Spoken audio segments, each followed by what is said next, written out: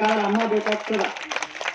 ಸಿದ್ದರಾಮಯ್ಯ ಶಾಲೆ ಹಾಕ್ಯಾರು, B R Patil ಶಾಲೆ ಹಾಕ್ಯಾರು, ಪುಟ್ಟಣ್ಣವ್ರು ಹಾಕ್ಯಾರು, ನಾವು ಹಾಕ್ಯಾರ.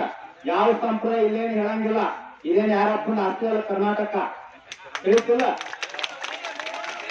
ಆ ಸಂಪ್ರದಾಯ ಈ ಸಂಪ್ರದಾಯ 3 ವರ್ಷ ಆದ್ರೆ ಮಾಜಿ ಆಗ್ತಾರೆ. ಯಾವ ಮುಖ್ಯಮಂತ್ರಿ ಮಾಜಿ ಆಗ್ತಾರಿಲ್ಲ.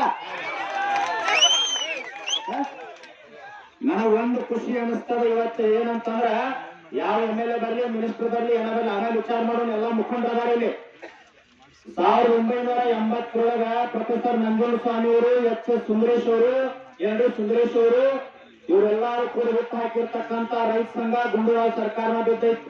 ಸಿದ್ದರಾಮಯ್ಯ ಸರ್ಕಾರ ನಮಗೇನು ಗೌರವಲ್ಲ. ಯಾವ ಸಂಪ್ರದಾಯ ರೀ? ಅನ್ನ ಕೊಟ್ಟಿವಿ.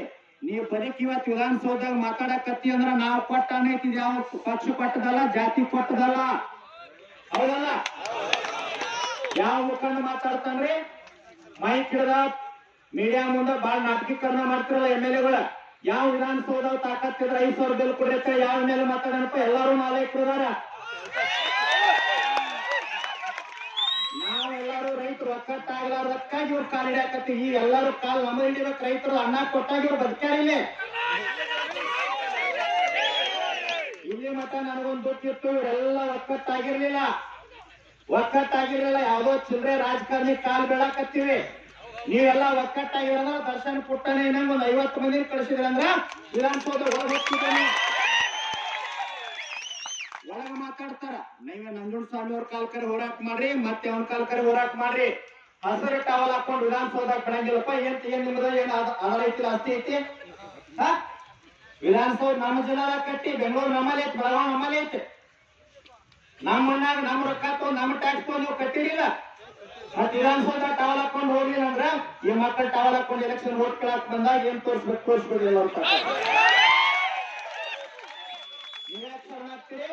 ನಾಟಕ ಹೇಳಕತ್ತೀನಿ, ನಾ ಲಾಸ್ಟ್ ಮಾತಾಡ್ತೀನಿ. ನಮ್ಮ ಒಂದಿಟ್ಟು ಗುಂಡು ತಂದು ಮಾತಾಡ್ತೀನಿ ನೋಡ್ರಿ. ನಾವೊಬ್ಬ ಸನ್ಯಾಸಿ ಯಾವ ಮಗಂದು ಬಿಡೆಯಿಲ್ಲ, ಈ ಕೈಬಿಂಬಲ್ ಹಾಕಿರೋಟ ಬಿಟ್ಟುರೋಟ ನಂದೇನು ಸಿಂಗಿ ಜಗಳಿಲ್ಲ. ಯಾವ ಮಾತಾಡ್ತಾನ್ರಿ? ಇಲ್ಲೊಂದು ಮುಸ್ಲಿಂ ನೀರು ಹಾಕ್ತೀರಿ ಎಲ್ಲಾರು. ರೈತರು 5,000 ರೂಪಾಯಿ ಬಿಲ್ ಯಾಕೆ ಕೊಡಂಗಿಲ್ಲಪ್ಪ? ಯೂರಿಯಾ ಫ್ಯಾಕ್ಟ್ರಿ ಅದಾವೆಲ್ಲ ಕಾಟ ಹೊಡಿತ. ಯಾವ MLA ನಿಜವಾಗಿ ನೀವೆಲ್ಲಾರು ಇವತ್ತು ಟವಲ್ ಹಾಕೊಂಡಿರಿ? ಪ್ರಮಾಣ ಮಾಡ್ರಿ. ಯಾವ MLA ರೈತನ ಬೆಂಬಲ ಬೆಲೆ ಕೊಡ್ರಪ್ಪ? ತೊಗರಿ ಬೆಳೆ, ದ್ರಾಕ್ಷಿ, ಕಡ್ಲಿ, ಹೋಳಿ, ತೆಂಗಿನಕಾಯಿ, ಕೊಬ್ಬರಿ ಅಂತ ಯಾವ ಮಗ ಮಾತಾಡ್ತಾರ? ನನ್ನ ಮಗ ಟಿಕೆಟ್ ಕೊಡ್ರಿ, ನನ್ನ ಮಗಳಿಗೆ ಕೊಡ್ರಿ, ನನ್ನ ಹೆಂಡತಿ ಕೊಡ್ರಿ, ನನ್ನ ಅತ್ತೆ ಕೊಡ್ರಿ.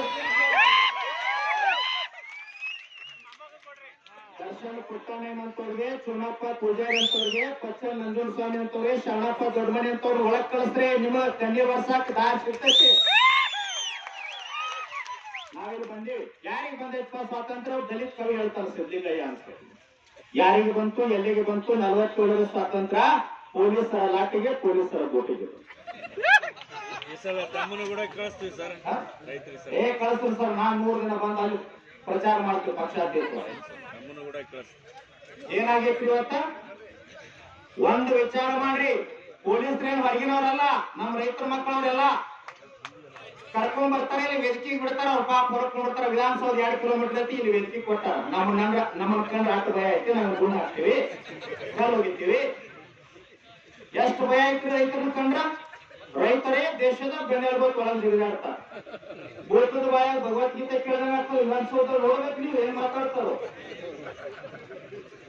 ಬರ್ರಿಪ್ಪ ತಾಕತ್ತಿದ್ರೆ ಆ ಸಚಿವ ಬರ್ರಿ, ಇಲ್ಲೆಲ್ಲ ಮುಖಂಡರ ವಿನಂತಿ ಮಾಡ್ಕೊಳ್ರಿ, ಕೇಳ್ರಿ. ಎಷ್ಟು ಭ್ರಷ್ಟಾಚಾರ ಬಗ್ಗೆ ಮಾತಾಡ್ತಾರ. ತಾಕತ್ತಿದ್ದ ವಿಧಾನಸೌಧ 224 MLA ನಾನು ಮುಂದೆ ಪ್ರಮಾಣ ಮಾಡ್ರಿ. ಹುಬ್ಬಳ್ಳಿ ಸುತ್ತಾಡ್ರಿ, ಪಾದ ಮುಟ್ರಿ. ರಾಜಕಾರಣದಿಂದ 1 ರೂಪಾಯಿ ಮುಟ್ಟಿಲ್ಲ. ನೀವು ಪಾದ ಮುಟ್ರಿ, ರೈತ ಸಂಘ ಮುಟ್ಟಿಲ್ಲ. ರೈತ ಸಂಘ ಹೆಸರು ಹೇಳಿ ಅನ್ಯಾಯದಿಂದ 1 ರೂಪಾಯಿ ಮುಟ್ಟಿಲ್ಲ ಅಂತ ನಾವು ಪಾದ ಮುಟ್ತೀವಿ. ನಿಮ್ಗೆ ತಾಕತ್ತಿದ್ರ ಬರ್ರಿ. ಬರ್ತೀರಿ? ಬರಕ್ ಸಾಧ್ಯ ಐತಿ? ಎಂದೂ ಸಾಧ್ಯ ಇಲ್ಲ. ಯಾಕೆ ಸಾಧ್ಯ ಇಲ್ಲ ಅಂತಂದ್ರ ಇವ್ರ ಒಳಗೆ ತುಂಬಿಕೊಂಡಾರ. ಬರ್ಲಿ ಹೋಗಿ ಬರ್ತಾ ನೀವ್ಯಾಕ ಗದ್ದಲ ಮಾಡಕ್ಕೆ? ಯಾರೋ ಗದ್ದಲ ಹಾಕ್ಬೇಡ್ರಿಪ್ಪ.